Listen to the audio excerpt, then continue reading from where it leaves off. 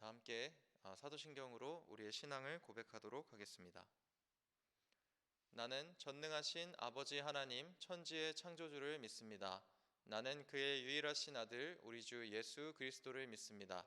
그는 성령으로 잉태되어 동정녀 마리아에게서 나시고 본디오 빌라도에게 고난을 받아 십자가에 못 박혀 죽으시고 장사된 지 사흘 만에 죽은 자 가운데서 다시 살아나셨으며 하늘에 오르시어 전능하신 아버지 하나님 우편에 앉아 계시다가 거기로부터 살아있는 자와 죽은 자를 심판하러 오십니다.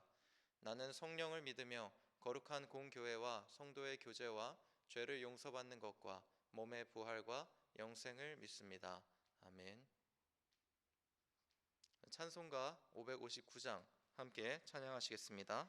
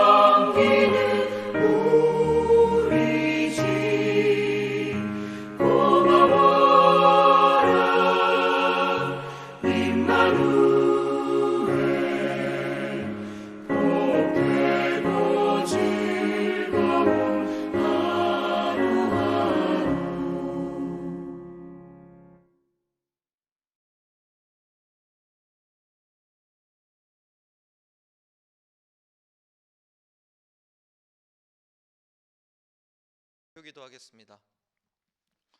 사랑이 많으신 하나님 아버지, 오늘 이 예배 자리에 우리를 불러주심에 감사 올려드립니다. 주님, 밝고 따뜻한 날씨 속에서 주님 태양빛을 받으면서 하나님의 영원하시고 따뜻하고 또 끊임이 없는 주님의 사랑을 묵상하게 됩니다.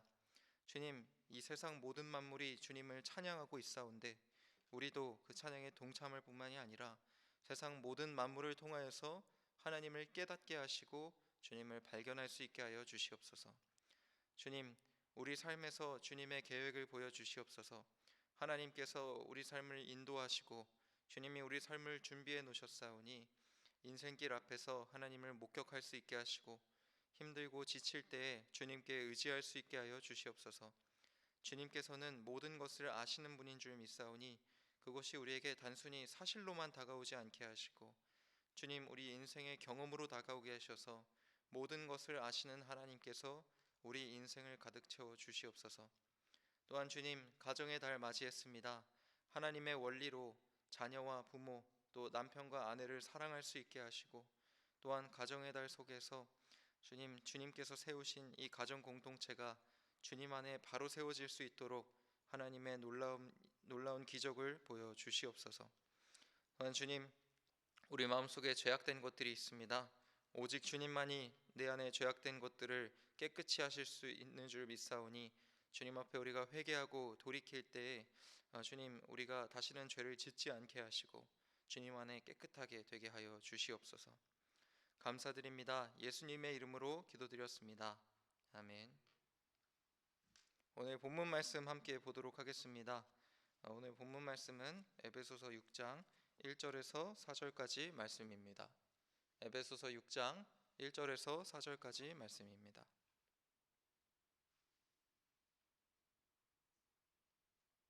오늘은 제가 1절부터 4절까지 읽어드리도록 하겠습니다. 자녀들아, 주 안에서 너희 부모에게 순종하라. 이것이 옳으니라. 내 아버지와 어머니를 공경하라. 이것은 약속이 있는 첫 계명이니 이로써 네가 잘되고 땅에서 장수하리라. 또 아비들아, 너희 자녀를 노엽게 하지 말고 오직 주의 교훈과 훈계로 양육하라. 아멘.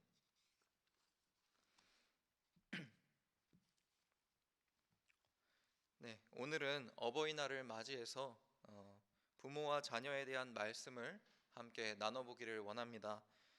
우리가 사실은 이 하나님께서 제가 이전에도 말씀드렸지만 하나님께서 인간에게 또 우리 이 세상에 두 그룹을 만드셨는데 하나는 교회요, 또 하나는 가정입니다.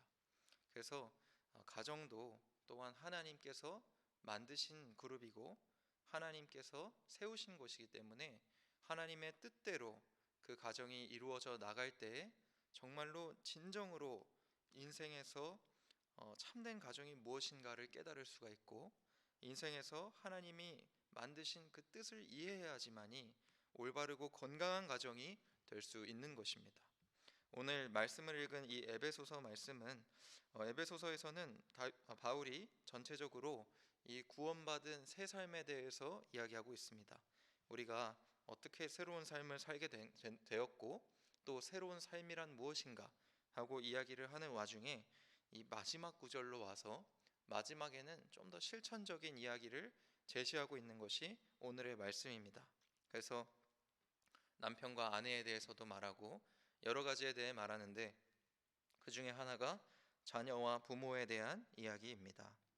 그래서 자녀들에게는 부모에게 순종하라라고 이야기하고 또 4절에 아비들에게는 너희 자녀를 노엽게 하지 말고 오직 주의 교훈과 훈계로 양육하라라고 이야기하고 있습니다. 사실은 우리가 하나님의 뜻대로 산다고 한다면은 결혼하고 자녀를 낳는 것이 맞습니다. 우리가 결혼을 하는 것도 사실은 주님께서 우리에게 주신 명령을 따르는 일입니다. 주님이 우리에게 생육하고 번성하라 하셨기 때문에 그리고 주님께서 우리가 혼자 있는 것을 좋게 보지 않으셨기 때문에 결혼하는 것은 하나님의 뜻입니다. 사실 결혼을 하나님의 것이라고 생각하는 게 앞으로 우리 청년들에게 더 좋고, 또 우리가 그냥 결혼하고 싶어서 하는 것보다 더 가치 있는 생각이라고 할 수 있는 것이, 사실 우리는 젊었을 때 결혼을 하고 싶으면 좀 감정과 기대감에 치우쳐서 결혼을 요구하게 됩니다. 내가 사랑하고 싶고 사랑받고 싶고, 또 결혼하면 내가 기대하는 여러 가지 행복한 삶을 영위하는 것, 그런 것들을 생각하면서 우리가 결혼을 바라보게 된다면은 사실은 좀 어, 지나친 기대감 때문에 상대방한테 실망감도 안겨줄 수 있고, 또 우리가 가진 그런 그 감정에 치우쳤기 때문에 나중에 이성적인 부분에서 상대방을 나쁘게 볼 수 있는데, 사실 결혼을 하나님의 영광과 뜻을 추구하는 것으로 생각하게 된다면은 사실 우리가 결혼에 대해서 좀 더 신중하고 주님 앞에 기도하는 마음으로 가정을 세울 수가 있습니다. 어쨌든 우리가 하나님의 뜻에 순종하며 살게 되면 사실 결혼해야 하고 또 아이 낳아야 하는 것입니다. 그런데 이 그렇게 되면서 우리가 겪게 되는 게 뭐냐면, 그리스도인의 인생에는 사실 우리가 주님의 뜻을 전반적으로 품고 산다면은 우리는 언젠가는 부모가 되고 또 자녀가 되는 것입니다. 그래서 그리스도인의 삶에는 자녀와 부모됨의 인생이 필연적으로 연결되어 있습니다. 뭐 자녀로만 사는 분들도 계시고 또 부모가 되시는 분들도 있지만은 보통은 두 개를 다 경험하게 됩니다. 그래서 오늘 말씀이 우리에게 중요한 것입니다. 우리가 하나님의 뜻대로 살 때 자녀를 만나게 되는 것, 또 부모를 공경하게 되는 것을 피할 수 없기 때문입니다. 그래서 우리가 누군가의 자녀이고 누군가의 부모가 됩니다. 오늘 말씀의 키워드는 무엇인가? 바울은 이 모든 것을 주 안에서 하기 원했습니다. 부모도 주 안에서 자녀를 가르치고, 자녀도 주 안에서 부모에게 순종하라 라고 이야기하고 있습니다. 그래서 우리가 이 두 가지를 좀 주 안에서 어떻게 해야 하는지 좀 돌아보기를 원하는데요. 첫 번째로는 부모님을 우리가 대할 때는 주님의 방법으로 주 안에서 대해야 한다는 것입니다. 자녀는 부모를 통해서 처음으로 타인과의 관계를 시작하게 됩니다. 자녀가 처음 만나는 타인은 부모이고, 또 부모를 통해서 자녀가 어떤 첫 타인과의 인간관계, 사회관계를 시작하게 되는데, 그런 관계 속에서 자녀는 사실은 무조건 부모님한테 사랑받으면 되는데 보통 그렇게 되지 않고 보통은 상처를 받을 때가 많습니다. 부모님께 잊지 못할 상처도 받고, 또 성장하면서 부모님을 이해하게 되기는 하지만은 자기가 어릴 때 부모님이 나를 이해해주지 못했던 것들을 기억하면서 좀 그런 상처를 덮어두고 의무감으로 부모를 섬기고, 의무감으로 해야 하니까, 또 내가 어느 정도 이해하게 되었으니까 그렇게 부모를 섬기고 부모를 공경하게 될 때가 있습니다. 그런데 우리 그리스도인들이 그렇게 살게 되면은 사실은 너무 늦게 부모님을 공경해야 된다는 것을 깨닫게 될 때가 있습니다. 근데 오늘 말씀에서 우리가 기억해야 하는 것은 바로 부모를 공경하는 것은 하나님의 명령이요 하나님의 뜻이라는 것입니다. 우리가 부모님을 공경할 때 사실은 우리 스스로 부모를 용서할 수 없을 때도 있고, 또 우리 스스로가 부모님이 자기가 의무감에 공경하기는 하지만은 완벽히 부모님을 진심으로 사랑할 수 없을지라도 우리는 기억해야 되는 것이, 부모를 공경하는 것은 하나님의 뜻이요 주님의 명령이라는 것입니다. 주님께서는 오늘 바울은 자녀들아 주 안에서 부모에게 순종하라 이것이 옳으니라 이야기하고는 내 아버지와 어머니를 공경하라 이것은 약속 있는 첫 계명이니, 10계명에서 하나님께서 복을 약속하신 계명 중에 하나이라고 이야기하고 있는 것입니다. 그래서 네가 잘되고 땅에서 장수하리라, 부모를 공경하는 것이 하나님께서 우리에게 복을 선물하시는 그런 과정이 된다라고 이야기하고 계시는 것이죠. 사실은 부모도 나에게 상처를 주고 내가 이해할 수 없는 부분들이 많을지 모르지만 부모도 완벽한 사람은 아닙니다.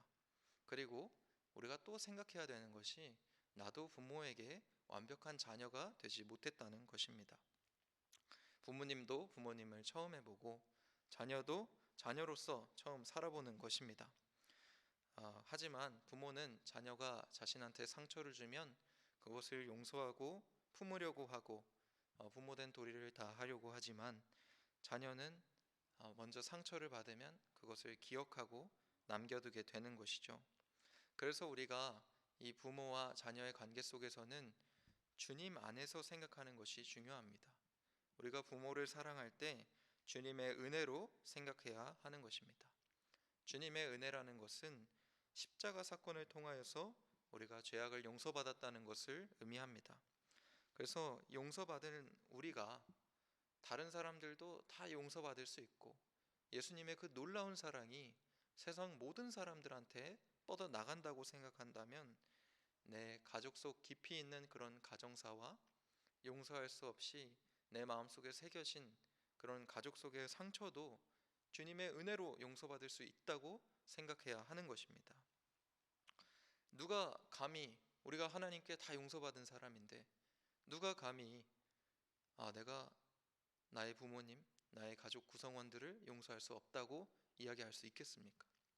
주님께서 우리에게 제시하는 것은 나의 은혜와 나의 사랑으로 그 상대방을 그리고 부모를 사랑하라고 이야기하고 있는 것입니다. 예수님께서는 용서하지 않는 종에 대한 이야기를 하십니다. 한 큰 부자가 돈을 조금 많이 빌린 종을 용서해 주었는데 그 종이 돌아가서 그거보다 더 적게 자기에게 돈을 빌린 그 노예를 데려다가 괴롭히고 또 그 돈을 받기 위해서 그 모든 것들을 다 팔아버리려고 하는 그런 핍박하는 내용을 듣고 다시 그 주인이 그 사람을 불러들여서 나는 너를 용서했는데 너는 그렇게 악하게 사느냐 하고는 큰 벌을 주게 되었다 하는 것을 주님께서 이야기로 남겨주셨습니다. 주님께서 우리에게 주신 사랑의 원리는 그런 것입니다. 주님께서 우리에게 보여주신 그 사랑으로 다른 사람을 사랑하는 것입니다. 그것은 예외가 없는 것입니다. 우리가 부모를 사랑할 때, 자식을 사랑할 때 자식을 낳았기 때문에 나의 부모이기 때문에 당연한 사랑이라고 생각을 합니다.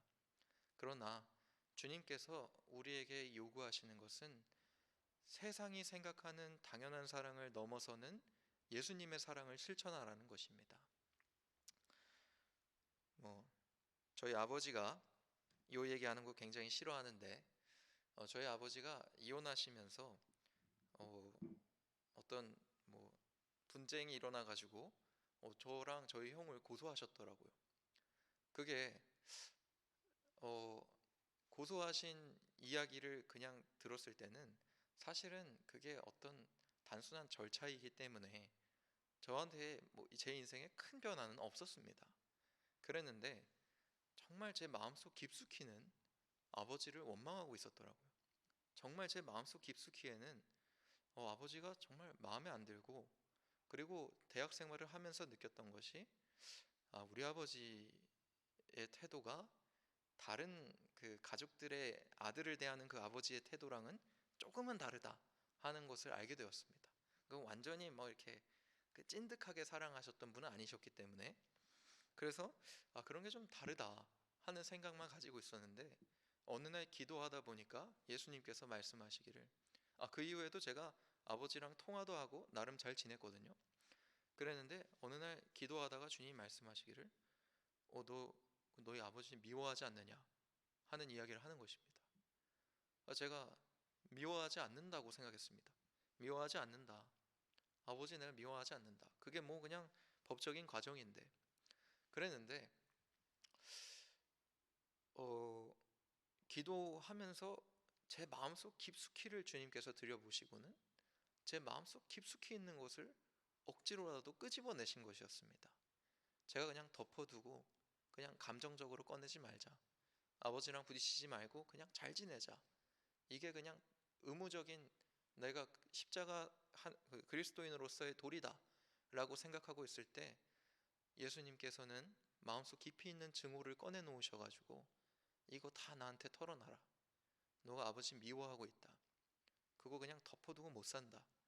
하시고는 세상에서 그냥 단순히 아버지 사랑하고 세상에서 그냥 그리스도인으로서 의무적으로 아버지가 너의 아버지이기 때문에 당연히 무슨 짓을 해도 너는 그리스도인으로서 사랑하는 것이 당연하다 하는 그런 의무감의 명제로서 사랑하게 하지 않으시고는 하나님께서 제 마음을 다 뒤집어 놓으셔서 저로 인해서 제가 아버지로 인해서 분노하게 하시고 주님 앞에 아버지를 데려다가 기도하게 하시고 그렇게 해가지고 제가 아버지한테 전화할 때마다 이제는 매번 사랑한다고 고백하게 하시고 더 이전에 제가 주님 앞에 그것을 대면하기 전보다 아버지를 더 가깝게 만드시고는 주님께서 저와 아버지 관계를 점점 회복시키고 계시거든요.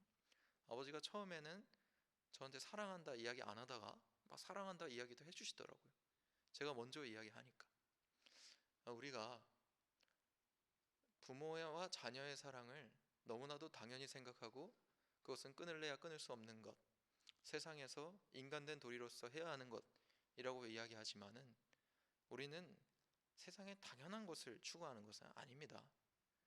세상에서 정말 참된 것, 진리를 추구하고 있는 것이거든요. 우리가 가족 사랑도 예수님의 사랑으로 보듬을 수 있다면 정말로 우리가 남들이 생각 못하고 남들이 할 수 없는 일을 하게 되는 것입니다. 그래서 우리가 좀 이제는 의무적으로 하지 맙시다. 예수님께서 의무적으로 바리새인들이 의무적으로 부모님한테 효도하는 것을 지적하신 적도 있었거든요. 너희가 부모에게 효도한다고 하면서 너희 월급은 다 너희가 가져가는구나.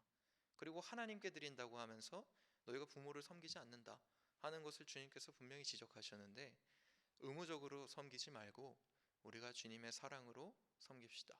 예수님이 우리를 인격적으로 사랑하시지 의무적으로 사랑하시지 않는 것처럼 우리도 우리 부모를 인격적으로 사랑해야 하는 것입니다. 그래서 여러분들이 부모에게 기도받기를 기대하시고 나도 부모를 기도해 주기를 또 사모하시기 바랍니다. 내가 올해에는 또 부모님께 축복기도 받아야겠다 생각하시고 또 여러분들이 또 부모를 위해서 기도해 줘야겠다 하고 좀 사모하시는 그런 분들이 되시기 바랍니다. 두 번째로는 우리가 자녀된 자로서의 태도를 볼 수가 있습니다. 주님께서 또한 주 안에서 자녀된다고 이야기하고 계십니다.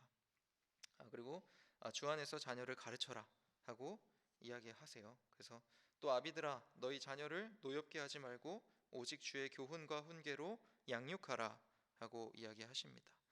자녀는 사실은 하나님이 주신 선물인데 막상 자녀들을 키우기 시작하면 그렇게 힘들지 않을 수가 없습니다. 제가 봤던 많은 성도님들도 처음 자녀를 키우실 때는 많이 피곤해하시고 힘들어하셨던 것 같아요. 우리가 자녀는 축복이요 볼 때마다 이쁘고 기쁜 것이라고 하지만은 또한 자녀 때문에 힘들고 피곤한 것도 맞습니다. 폭풍 속의 가정이라는 책을 쓴 러셀 무어 목사님이 계십니다. 그 목사님은 처음 결혼했을 때 병원에서 아이를 낳을 수 없다는 이야기를 들으셨대요. 그래서 기도를 하시다가 두 아이를 입양하셨다고 합니다. 그래서 두 아이를 입양했는데 그 이후로 그 러셀 무어 목사님의 그 사모님이 임신을 2번이나 하신 겁니다. 그래서 아이가 넷이 되셨습니다. 그래서 아이 넷을 그렇게 너무 힘들게 키웠는데 둘만 키우시려고 하다가 그랬는데 어느 날 예배 다 끝나고 지쳐서 집에 돌아오니까 사모님이 또 목사님한테 자기 임신했다고 이야기를 하는 것입니다. 5번째 아이가 생긴 것이죠. 러셀 무어 목사님이 평소에 이분이 가정심리학을 전공하셨기 때문에 평소에 자녀는 축복이니까 도대체 왜 나한테 이런 일이 생겼는지 원망하지 말라 하는 설교를 막 끝내고 오셨는데 그 집에 들어와서 5째가 생겼다는 말을 듣자마자 도대체 왜 무슨 짓을 한 거야 하고 아내를 원망했다고 합니다. 사실은 우리가 자녀를 축복이라고 생각하고 친정한 사랑이라고 생각하고 예뻐하기도 하지만은 가끔은 자녀를 키우는 것이 너무 어렵고 힘들기도 하는데요. 우리가 주 안에서 자녀를 키운다고 한다면은 가장 중요하게 인정해야 되는 것이 자녀는 하나님께서 우리에게 보내주신 선물이라는 것입니다. 그래서 오늘 말씀에서 첫 번째로 자녀를 노엽게 하지 않을 것을 이야기하고 있습니다. 자녀도 부모님에게 화를 냅니다. 화를 내고 또 분노하죠. 그런데 그 분노를 그냥 귀엽다고 넘어가서도 안 되고, 자녀가 화를 내는 것, 자기 감정을 표출하는 것을 정말 소중히 여겨주고 이해해주고 그것을 용납해주고 공감해 주어야 한다는 이야기입니다. 그것을 사실은 조금 아이를 조심히 좀 주의 깊게 다뤄야 할 필요가 있어요. 우리가 자녀가 화내면은 여러 가지 생각을 합니다. 자녀가 화내면은 받아줄 때도 있지만 주로 하는 것이 내가 너한테 얼마나 많이 줬어, 얼마나 많이 베풀어 줬냐, 뭐가 부족해서 화를 내 하는 생각이 들어가지고 도리어 자녀를 이렇게 다그치기도 하고 그러잖아요. 그런데 사실은 자녀는 하나님의 보내주신 것이기 때문에 하나님의 것으로 키워야 되는 것입니다. 마리아가 예수님을 처음 잉태하셨을 때 그때를 한번 생각해 보시기 바랍니다. 아이를 처음 가졌을 때 이 아이는 주님의 아들이요, 이 아이는 앞으로 모든 세상을 구원할 아이다, 천사가 그렇게 이야기했을 때 마리아가 그 아이 예수님을 키우면서 얼마나 조심하고 얼마나 두 번, 세 번 생각하고 이 아이가 어떻게 클까 얼마나 조마조마했었겠어요. 그런데 사실은 우리가 그런 식으로 아이들을 대하는 것입니다. 아이들은 내가 내 뜻대로 내 기대대로 키우는 것도 아니고, 아이들이 감정을 표출한다고 해서 내가 너를 낳아주고 먹여줬는데 하면서 군림해야 하는 것도 아니고, 아이는 하나님께서 보내주셨기 때문에 하나님의 것임을 존중하고 인정해 줘야 하는 것입니다. 아이가 감정을 표현하면 공감해주고 용납하고 그것을 조심히 다뤄줄 수 있어야 되고, 아이가 무언가 하기를 원한다면 정말로 하나님께서 이 아이를 통해서 하셔야 되는 일이 무엇인지 그것을 좀 생각을 해야 됩니다. 오늘 이야기를 보니까 오직 주의 교훈과 훈계로 양육하라 라고 이야기하고 있습니다. 이 얘기는 뭐냐면은 부모님께서 하나님과 아이 사이의 중재자가 되어주라는 말입니다. 부모님께서 이 아이가 하나님의 자녀이기 때문에 우리가 기억해야 되는 것이, 부모님께서 자녀를 사랑하는 것보다 하나님께서 자녀를 더 크고 놀랍게 사랑하신다는 것입니다. 부모인 내가 얘를 사랑하는 것보다 하나님께서 이 아이를 더 사랑한다는 것을 우리가 기억해야 되는 것입니다. 그래서 나는 주님의 뜻과 사랑을 전하는 중재자가 되어야 된다 하는 것을 알아야 됩니다. 우리가 그리스도인으로서 살면서 아이를 낳고 가장 위험한 것이 무엇이냐면 바로 조급함입니다. 우리 아이가 하루라도 빨리 좋은 그리스도인이 돼야 되는데, 우리 아이가 하루라도 빨리 얘가 좀 잘 돼야 되는데 하면서 억지로 앉혀서 기도시키려고 하고 억지로 앉혀서 말씀을 읽히려고 하는데요, 사실은 아이가 좋은 믿음을 가지게 되는 방법은 부모가 강제로 앉혀서 기도시키고 말씀을 읽히는 게 아니라요, 사실은 부모가 보여줄 때 아이가 배우는 것입니다. 우리 부모님은 정말로 하나님을 사랑하고 예수님을 사랑하는 사람이다, 그것을 깨닫게 될 때 아이가 정말로 그것 부모로부터 그 신앙을 배우고 바른 신앙을 잡아가게 되는 것입니다. 솔로몬이, 다윗 왕이 죽고 하나님께서 솔로몬 앞에 나타나서 너가 무엇을 얻기를 원하느냐 라고 이야기할 때 그냥 지혜요 이렇게 이야기 안 했습니다. 이렇게 이야기 안 했고, 하나님을 섬기던 다윗 왕, 하나님을 섬기던 내 아버지 다윗 왕의 자리에 내가 이 자리에 앉았는데 하나님의 뜻을 행할 수 있는 그 지혜를 허락하여 주십시오, 이렇게 이야기했거든요. 솔로몬이요, 신앙대로 살아온 자기 아버지를 본받아서 주님 앞에 지혜를 간구한 것입니다. 그리고 히스기야라는 왕이 있습니다. 그 히스기야 왕은 사실은 하나님의 뜻대로 쭉 살다가 마지막에 하나님의 뜻대로 살지 못했어요. 그런데 그 히스기야 왕의 마지막에 누가 있었냐? 그 히스기야 왕의 아들인 므낫세가, 히스기야 왕이 하나님의 뜻대로 살지 못하는 시기에 태어나서 그 다음 왕이 되었습니다. 이 므낫세 왕은 이스라엘의 최고의 악한 왕이 되었어요. 부모에게서 좋은 신앙을 받아가는 방법, 자녀들에게 우리가 그렇게 조급해하는 우리 아이들이 그래도 신앙 안에서 잘 자랐으면 좋겠다. 이런 마음을 가지신다면 우리가 해야 하는 것이 첫 번째로는 하나님과 아이 사이에 중재자가 되어줘야 한다는 것. 그리고 두 번째로는 나의 믿음을 아이에게 보여주어야 하는 것입니다. 우리가 사실 잘 생각해 보면 남에게 전도를 할 때도 아이한테 하는 것처럼 안 합니다. 남에게 전도를 할 때도 다른 사람을 사랑해주고 인도해주고 이끌어주고 먹을 것도 사주고 아껴주는 것이지, 아이한테 하는 것처럼 다그치고 말씀 강제로 읽게 하고 예배드리게 하고 그러지 않는 것이거든요. 그래서 우리가 사실은 올바른 아, 자녀로 키울 때는 사실은 그 자녀를 좀 하나님의 것으로 인정해야 되고, 주님과 아이를 연결할 수 있는 중재자가 되어줘야 되고, 그 다음에 아이에게 보여주어야 됩니다. 그리스도인으로서 사는 법, 그리스도인으로서 풍성하고 충만하게 사는 것. 그래서 여러분들이 이 시간 주 안에서 부모 되시기 바랍니다. 또 주 안에서 자녀 되시는 여러분이 되시기를 주님의 이름으로 축원합니다. 시간 축도하고 예배 마치도록 하겠습니다.